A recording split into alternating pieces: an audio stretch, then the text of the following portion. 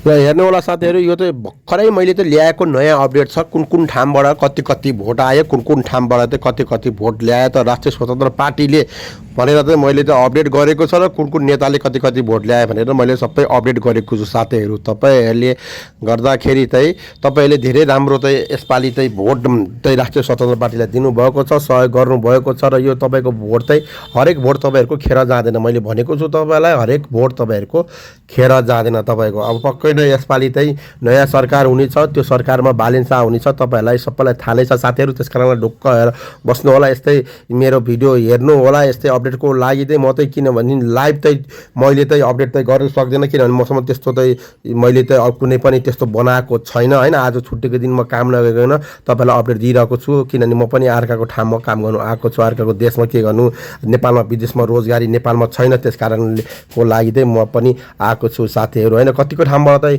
अहिलेसम्म vote counting नि भएको छैन, कति ठाउँबाट चाहिँ भोट काउन्टिङ पनि भएको छैन साथीहरू होइन, कति ठाउँमा चाहिँ भोट काउन्टिङ नि भएको छैन। र म के भन्न चाहन्छु भने हामी जस्तो विदेश जानु बाध्यता नपरोस् कसैलाई पनि। राष्ट्रिय स्वतन्त्र पार्टीले पक्कै नै नयाँ भविष्य योजना गर्छ र यसपालि चाहिँ के झापा 5बाट केपी ओलीले 100% हार्छ साथीहरू। हेर्नु झापा 5बाट चाहिँ तपाईँको लगभग अहिले चाहिँ नयाँ अपडेट आएको छ, बालेन शाहको चाहिँ 10,000 मत छ भनेदेखिको अरूको चाहिँ तपाईँको चाहिँ धेरै मत छैन। केपी ओलीको मत भनेको तपाईँको झापा 5बाट 3,000-4,000 लगभग छ र अन्त तपाईँको स्क्रिनमा देख्न सक्नुहुन्छ कसको कतिको छ भनेर मैले तपाईँलाई राखिदिएको छु। राजु पाण्डेको पनि कति भोट आइस ल हेर्नु त, कति आइस आमामा त लगभग कति यता उज्यालो पार्टीको 4200 भनेदेखि राजु पाण्डेको लगभग कति छ हेर्नु त 6,500 तपाईँको कति छ 84 आएको छ, 6,584 राजु पाण्डेको भोट छ ल हेर्नुहोस्। त्यहाँ जताततै हेर्नुहोस् घन्टी नै तपाईँको अगाडि छ। त्यस कारणले गर्दाखेरि अघिको मैले तपाईँको भिडियो राखेको थिएँ, अघिको भिडियोमा चाहिँ तपाईँको 42 ठाउँमा चाहिँ निरन्तर अगाडि थियो भनेदेखि अहिलेको भिडियोमा चाहिँ तपाईँको 45-50 ठाउँमा चाहिँ निरन्तर तपाईँको राष्ट्रिय स्वतन्त्र पार्टीले भोट दिएको छ ल हेर्नुहोस्। उता माथि तपाईँको ल हेर्नुहोस् त्यहाँ 14,000 कति भोट आइसक्यो तपाईँको लगभग जितको निश्चय भइसकेको छ। राष्ट्रिय स्वतन्त्र पार्टीले नम्बर के अरे वडा नम्बर के अरे 1बाट चाहिँ तपाईँको चाहिँ रन्जु उसले चाहिँ जित्नु भएको छ र विजय जुलुस अब चाँडै नै हुँदैछ साथीहरू, किनभने उहाँले त धेरैभन्दा धेरै मतले जित्नु भएको छ होइन। साथीहरू यस्तै भिडियो हेर्नुको लागि यस्तै अपडेट हेर्नुको लागि मसलाई सपोर्ट गर्नु, मलाई फलो गर्नु होला साथी र भन्नु चाहन्छु तपाईँलाई म होइन। यस्तै अपडेट लिएर आउँछु साथीहरू हेर्नुहोस् निरन्तर छ। र रविको अब रविजीको कति भोट आएको छ त्यो बारेमा नि म बताउँछु, रविजीको कति भोट आएको छ भनेर त्यो बारेमा नि म बताउँछु साथीहरू। त्यसको लागि चाहिँ अपडेट गर्नु होला, हेर्नु होला चितवनमा रवि दाईको कति भोट आएको छ भने रवि दाईको लगभग अहिलेसम्म मेरो डाटा हिसाब अनुसार चाहिँ मलाई त्यो रिपोर्ट आइसकेको छ। रवि दाईको चाहिँ लगभग 4,000देखिको 5,000 भइसक्यो भोट है। रवि दाईको 4,000देखि 5,000 भइसक्यो भोट चाहिँ धमाधमै झरिरहेको छ साथीहरू। हेर्नुहोस् जताततै घन्टी चाहिँ अगाडि छ है साथीहरू, जताततै घन्टी अगाडि छ, राष्ट्रिय स्वतन्त्र पार्टी अगाडि छ। तपाईँहरूले यसरी सपोर्ट साथ नदिएको भए राष्ट्रिय स्वतन्त्र पार्टी अगाडि बढ्नु थिएन। तपाईँले यस्तै सपोर्ट साथ नदिए है राष्ट्रिय स्वतन्त्र पार्टी अगाडि बढेको थिएन। माटो मात्रै धरान मात्रै भोट अब गिन्ती गर्दैछ साथीहरू ल। जहाँ पनि हेर्नुहोस् ल फेरि पनि कति छ 1,300 कति भोटको अगाडि छ ल राष्ट्रिय स्वतन्त्र पार्टी। 1,352 भोट छ राष्ट्रिय स्वतन्त्र पार्टीको लागि, सबभन्दा धेरै भोट छ राष्ट्रिय स्वतन्त्र पार्टीको। यसपालि जता पनि तपाईँ जनताको जता उल्ट्यो मास्टले जनताले देखाइदियो कि अब सबभन्दा धेरै परिवर्तन चाहेको छ जनतालाई, जनताले परिवर्तन दिएको छ। त्यो परिवर्तन हो चुनाव, त्यो चुनावमा भोट दिएको छ ल। फेरि पनि आएको छ नयाँ लयन्स, मैले भने न लयन्स फेरि नयाँ आएको छ। रवि दाईले 51 भोट गरेको छ के अरे तपाईँको उसमा चाहिँ तपाईँको के अरे चितवनमा चाहिँ रवि दाई अगाडि बढेको छ ल। भोट आएको छ तपाईँको 5188 आएको छ भोट ल, अगाडि आएको छ भोट, अगाडि आएको छ रवि दाईकोले चाहिँ मैले भने राम्रो भोटले चाहिँ अगाडि लागेको छ। जाँदा चाहिँ अहिले 45 ठाउँबाट चाहिँ अगाडि आइसकेको छ क्या हेर्नु त्यहाँ ल। प्रचण्डको छोरीलाई चाहिँ कसरी चाहिँ पछाडि पार्दै 2200 कति छ प्रचण्ड छोरीको भने नि अर्को नयाँ अपडेट आएको छ भर्खरै फेरि 4,000 लगभग 5,000लाई तपाईँको चाहिँ लगभग 4,941 भोट मात्रै अगाडि बढेको छ राष्ट्रिय स्वतन्त्र पार्टीको नयाँ अपडेट छ। र यता चाहिँ कति 2900 धेरै पछाडि पारेको छ। र म भन्नु चाहन्छु कि तपाईँहरूलाई चाहिँ तपाईँहरूको यस्तै माया यस्तै ममता राष्ट्रिय स्वतन्त्र पार्टीले दिनुभएको छ। यसमा मुरी धन्यवाद। किनभने मैले चाहिँ लगभग युट्युब च्यानल खोलेको 2 वर्ष जति हुनुभयो। हजुरले यसरी मेरो च्यानलमा सपोर्ट गर्नु, भिडियो हेर्नु होला र तपाईँ परिवर्तनको लागि मैले चिच्चाइ जहिले पनि भिडियो बनाउँछु। आज आएर चाहिँ मलाई आनन्द भएको छ। त्यस कारणले म चाहिँ साथीहरू तपाईँलाई अपडेट दिइरहेको छ। म आज काहीँ पनि गएको छैन होइन, म चाहिँ बाहिर छु। आज काम पनि नगएको तपाईँलाई अपडेट दिइरहेको छु। कुन ठाउँबाट कति भोट आएर कुन ठाउँबाट कति भोटले को जित्नु भयो।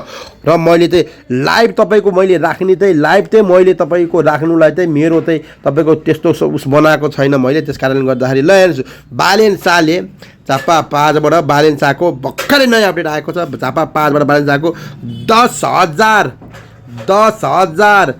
10,190 भोट बालेन शाहको पर्सन के अरे। अनि एमालेको कति 4,000। ल हेर्नुहोस् त्यहाँ धेरै भोट छ त,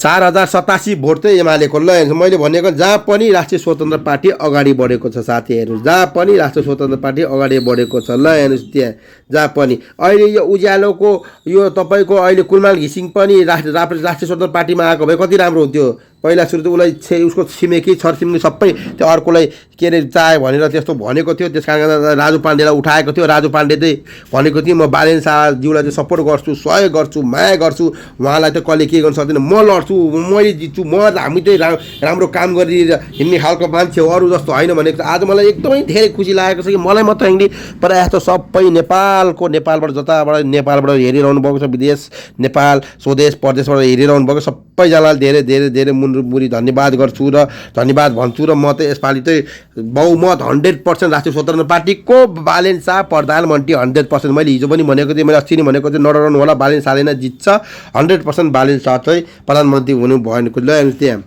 कति ठाउँमा चाहिँ भोट काउन्टेन्ट चाहिँ भएको छैन। 10,190 बालेन शाह।